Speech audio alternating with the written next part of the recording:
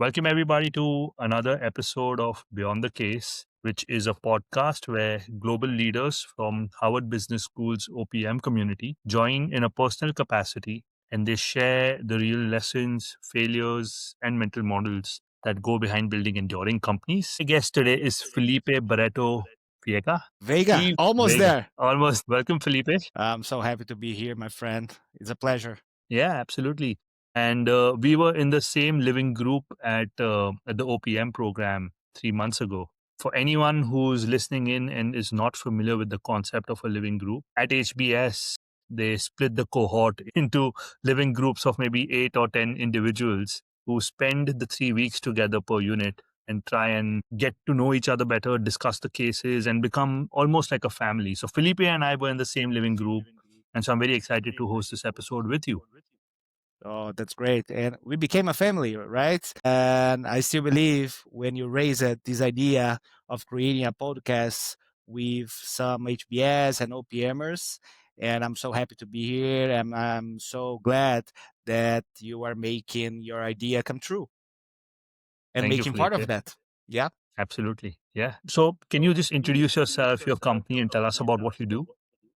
Yes. So, hi guys, I'm Felipe Barreto Veiga. I'm a lawyer and entrepreneur in Brazil. I'm the founding partner and managing partner of BVA Law Firm, which is one of the most respectful law firms in Brazil when it comes to corporate law transactions, mostly equity and debt transactions, such as merger and acquisitions and debt capital markets. And my role at the firm nowadays is to be the managing partner, taking care of the firm's expansion, growth, and of course take care of our clients, our talents, our associates, our partners, our back office, trying to elevate our service and providing and offering sophisticated legal solutions to our 1,400. Incredible. You started BVA 10 years ago in a small co working space, and now you're one of the biggest law firms in the country. What was the original problem that you were trying to solve, which traditional law firms were not addressing? Great.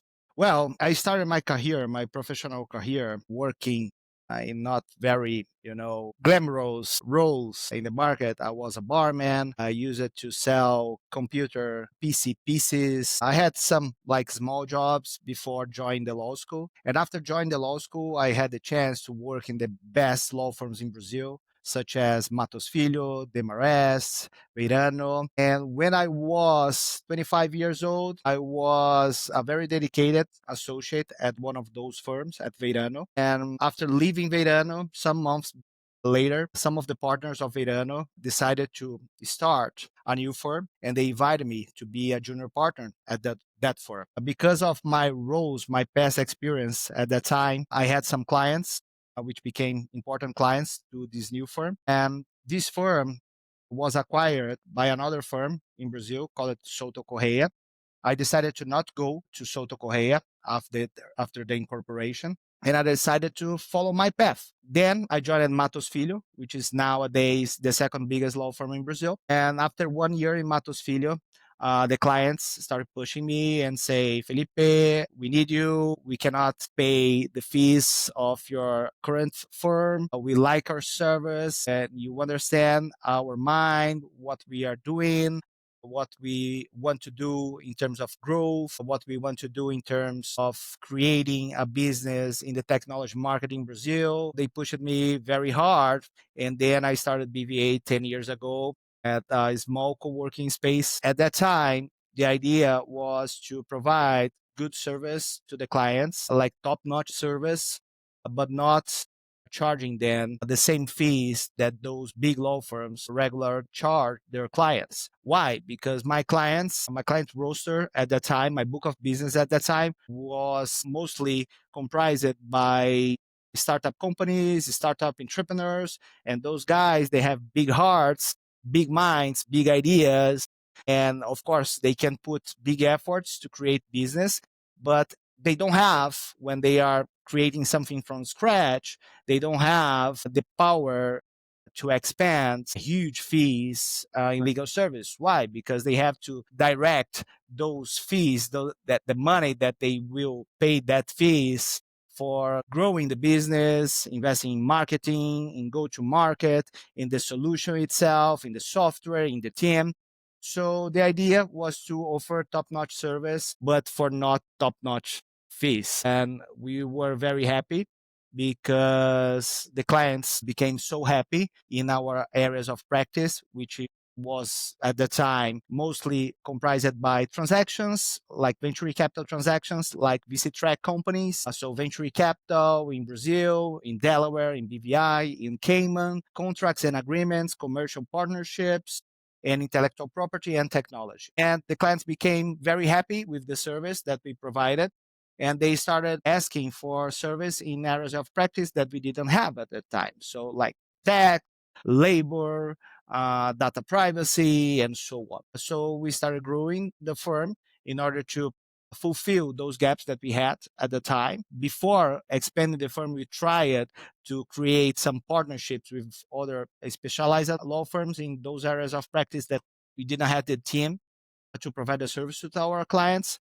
And at first it worked, but at second, we felt that those firms, they could not provide the same level of service that we regularly provided to our clients. So we decided to expand the firm, creating new areas of practice, hiring new people, hiring new partners, hiring new associates in order to have more and more specialized areas, sectors, and industries. The rest is history. Thank you for that very thorough journey that you've taken us on how you got to where you are. After nearly 2 decades of advising entrepreneurs and investors, what is your observation about leadership traits that separate the best founders from the rest? Well, I believe that having a good eye for the truth is very important, because what we see in technology entrepreneurs, uh, they want to expand and to grow, to do the next round and sell the business for a super high valuation. And for some companies, you cannot do it. You simply cannot do it. Why? Because maybe you don't gather all the aspects that you need to be a VC track company. Maybe you are too early on the market. Maybe you are too late on the market.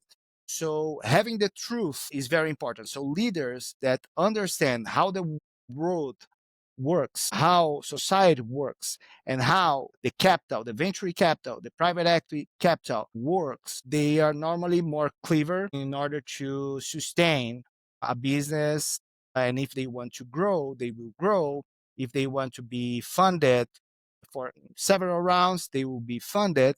If they want to sell the company for a big company, they will do it. If they want to do an IPO, they can do it in the next window of IPOs in Brazil or abroad. So seeking the truth is very important for founders, and not only for tech founders, not only for real economy entrepreneurs, including for law firm managers and entrepreneurs such as me.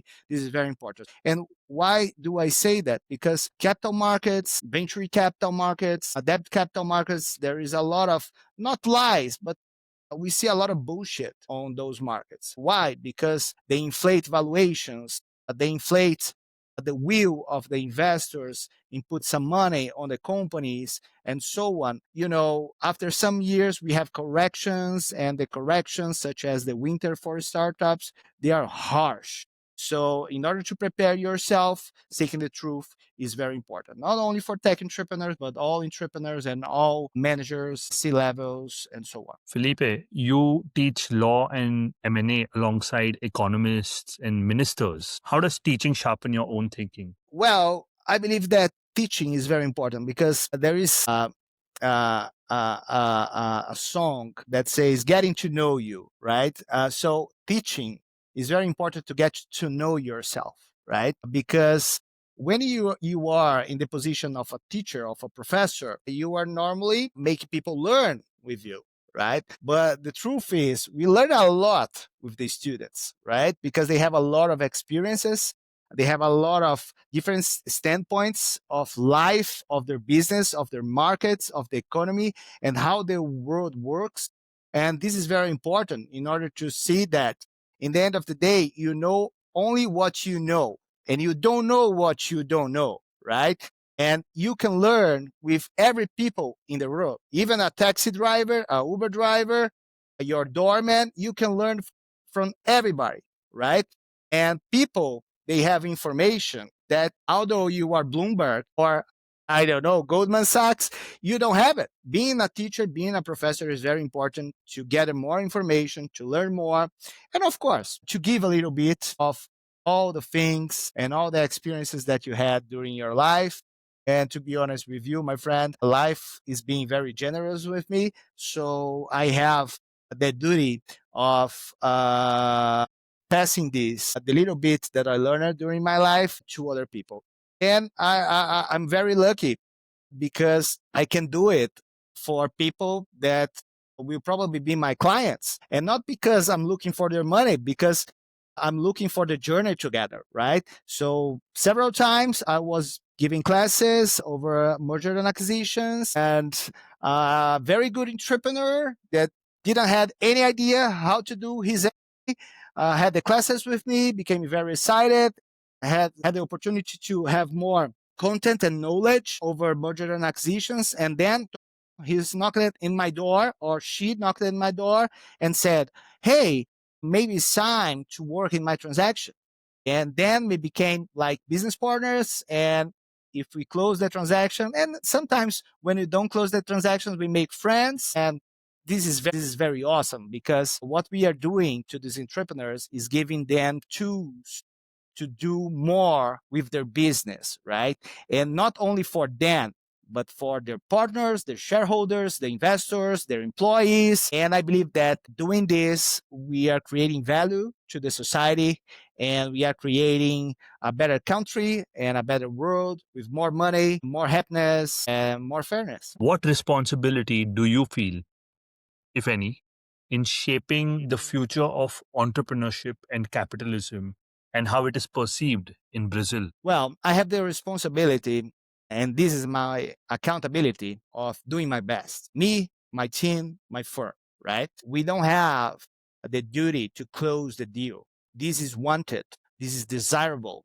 But when is a good deal, and maybe in some cases, some projects is the right deal, right? But we don't have the duty to close the deal, but we have the duty to protect our client. And sometimes protecting our client is not doing the deal, right? So, what's our goal? Our accountability, our responsibility is to give our best. All, all our fee proposals from BVA, from my firm, there is a letter from the managing partner, me.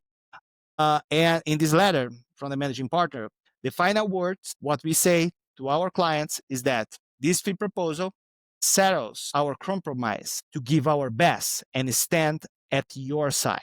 This is our responsibility, not only mine, but from all the partners, all the associates, and including the back office. Even the guy, the financial analyst, he should stand on the side of the client. So if the client is facing bad times on media, he cannot, even though he's not a partner, not an associate, he's a back office. He cannot pick this guy that is facing bad times on media and say, oh, those guys are bad guys. No, he stand at the side of the client, and he'll do his best to help this client. And maybe doing his best is serving coffee to the client with a smile on the face and say, don't worry, you are with the best. We're going to take care of you.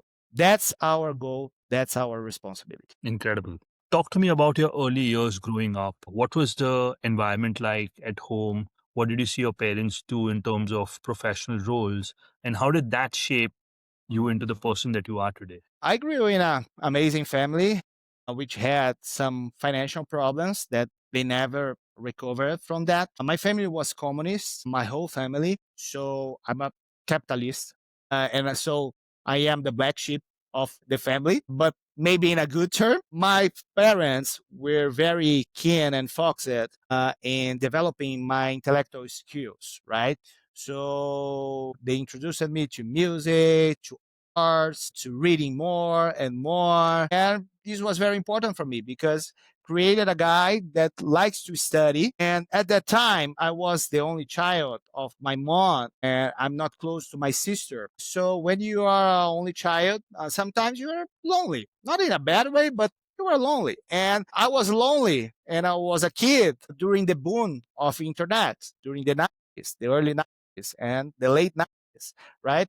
So my best friend sometimes was the computer. I really like it to work in the computer, not only opening the computer and to working the pieces to assemble it, but also navigate through the internet. So I was very curious, and I created a lot of skills in doing research, and those skills helped me to navigating platforms such as Alta Vista, Google, and developing that skill was very important for me because not only I like to study, but I like to research. And when I became a lawyer, I saw that this was very important for me.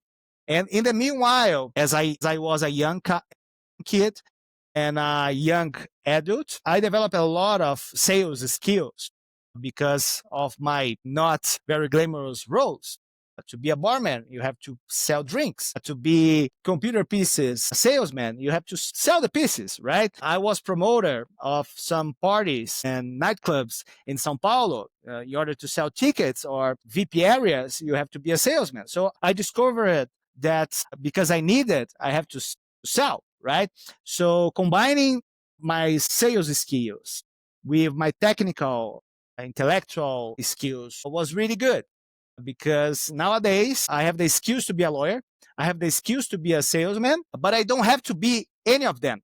I have to be myself. And in the end of the day, I can sustain a conversation, a long conversation with drinks, without drinks, with sports, without sports, with people. And that people comes normally, they become friends, such as you, such as our OPM colleagues. I remember that I was together with Sucharita, our friend. Hi, Sucharita. I hope you like this episode. We were the only two lawyers in a section that we had like 150 people. We could see me and Sucharita that we're talking in the same language of the businessmen, the owners, the presidents that were at our unit one at the 67 session of the OPM. So I believe that those skills that I developed during my early years, they were very important. And my friend, this is not something that borns with you, right? I had to develop those skills during life. What I believe that born with me is that energy, is that way of always being very energetic and very keen to do things and very methodic. Those other skills, they were developed during 38, almost 39 years of life. Felipe, how would you define a lawyer to a 3-year-old? Who is a lawyer? What does he do? I define a lawyer as somebody that is loyal to their clients and we work his ass to provide the best solution possible depending on the case that your client is facing. If your client killed somebody, you have to find, and you are not a criminal lawyer, you have to find the best criminal lawyer that your client can pay to help him on that. If your client is selling his company and you are merger and acquisition lawyer, such as me, you have to gather your best guys, the best persons on your team to work on the client's project. And you have to be loyal until the end. So being a lawyer is being what normally the knights they have. How can I say that in English? Just 1 second. Let me see. Let me see because I'm missing the word. Just 1 second. Your loyal squire. Your loyal squire. So the lawyer is a loyal squire of the client. And the most important person for the lawyer is their client. Clients, clients, clients, clients. A lawyer only can be a lawyer with clients. He cannot be a lawyer to himself. So the lawyer I define as the loyal squire of the client. You're a lawyer and you're an entrepreneur. Two traits we don't see merging very often. Who do you go to for advice? Well, lawyers, they have lawyers as well. So I have my bunch of lawyers on the area of practice. Some of them are from my firm, They are the best counselors in the world, but I have outside counsels as well. And normally are guys that I know that are very loyal and they will look for the best for me. Not only the best lawyers in terms of a technical standpoint or a business standpoint, but I know that my lawyers, they take care of me. So normally are guys that I enjoy to go out and have dinner, as I enjoy to go to their office during a meeting and say, okay, I have this problem. Can you help me on that? Thanks God, I never had big problems to solve, only from the clients, not my own problems. But my lawyers are guys that understand me, they are loyal to me, and I know that they will give their best as I would do it to help me on my case. Do you believe there's work life balance as a lawyer that you've practiced? No, I believe that we don't have work life balance, but you can find your own balance after some years of experience. What we must have in mind, we must bear in mind all day is that if the client is in a war, you are in war too. So there are times of war, there are times of peace. And during times of war, if the client wants to close a deal and he wants to close the deal during New Year's Eve because they want to announce the deal in the first day of the market for like some shareholder thing and or for some market purposes, you're gonna do it. This year we did it. So we closed the last deal in December the 3rd. And in 2024, we closed a deal at December 31 at 10 and 40 p.m. So times of war, we should do it. But as a really good friend of mine, which is a partner of one of the most preeminent international US law firms, says we can miss the Christmas with the kids, but we have the best cars in the block. It's not only about the money, of course, but money can give steroids to help you in terms of work life balance. So you are missing Christmas, you are missing or almost missing the New Year's Eve, but you can travel in the next week after the deal was closed to the place that you always dream to. So yeah, you have to find your way. After being a dad, of course, you cannot lose some milestones, some beautiful events of your kids, like the party at the school, at the kindergarten, their first recital, and so on. As a lawyer, I believe that in life, it's very hard or almost impossible, or maybe impossible, to do things alone, good things, great things alone. So if you have people at your back, at the firm, at your company, at your business, at your home, they will support you so that you not miss those very important moments of life. I believe that I'm very lucky, and my partners are also very lucky because we cover each other when the time comes. It's not only about money. You have to have the right people and the right resources in order to try to equilibrate, to balance work and life. Sorry for taking this conversation to a different direction, but Don't I'm worry. tempted to ask this.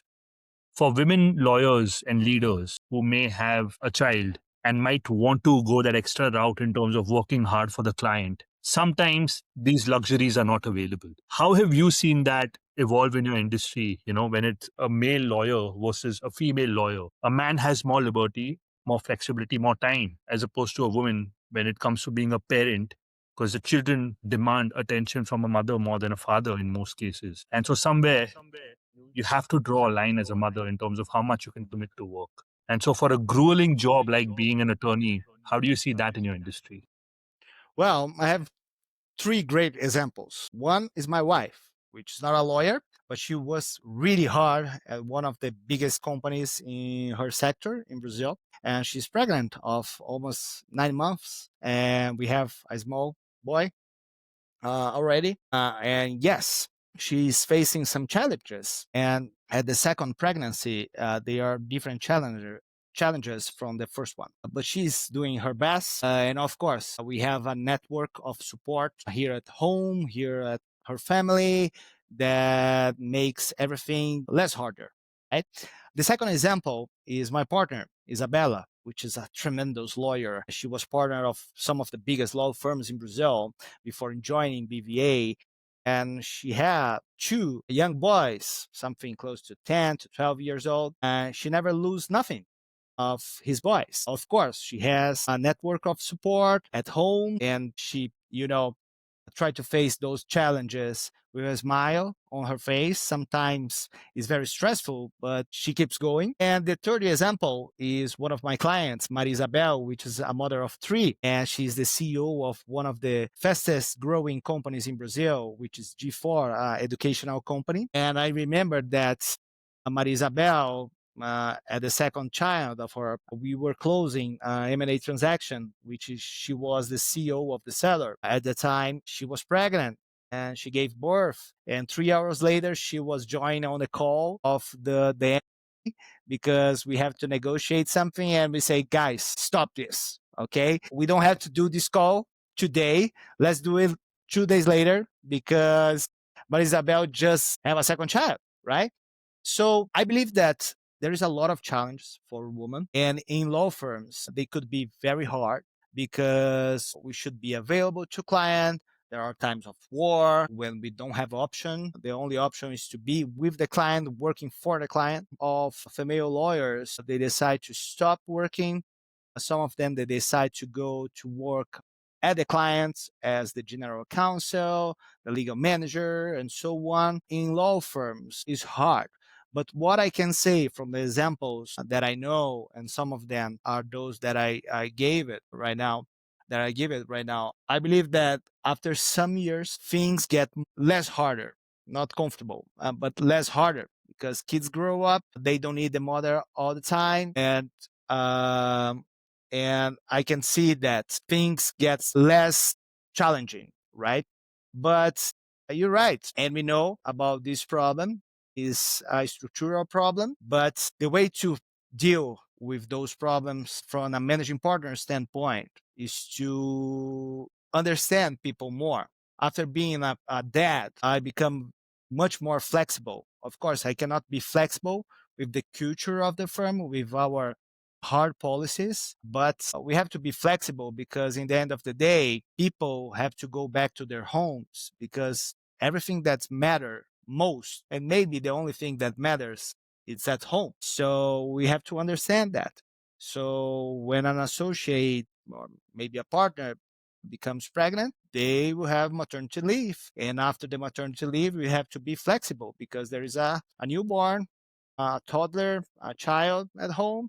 They got sick, they have recitals, they have things in school, and we must understand. And if the person understands that on the other side, she or he will probably be more and more accountable to the company, to the firm, and they'll give their best, as my wife does, as Isabella, my partner, does, as Maria Isabel does, as a lot of mothers and fathers they do at the firm. Thanks, Felipe. I know that was a very, very difficult question, and I appreciate you sharing some thoughts on that. What made you consider OPM?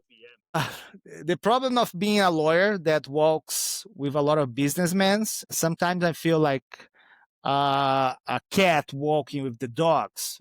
Sometimes I have to try to bark, right? So it's hard, right? But you have to keep going and following those guys because they take you to the next level, right?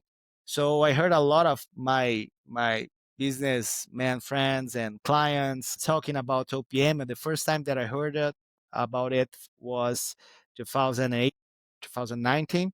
I was about to go into Harvard to go to the program of negotiation, the PON, the course of HBS and Harvard Law School that I did first. It was my first course in Harvard. The second one was the leadership in law firms, which I made in Harvard Law School. And after doing those two courses in Harvard, everybody in Harvard said, oh, the OPM is the highest level of Harvard and so on. And then I started researching using my curiosity skills after doing the leadership in law firms, which is a course focused in managing partners of global firms, international firms. It was very important for me. Professors David Wilkins and Scott Westfall, they became like very important persons for my career. And then I decided that was about to give the next step, which was going to the OPM. Then I made an application expecting a no. And then my approval came and I say, baby, I was approved. And I got to know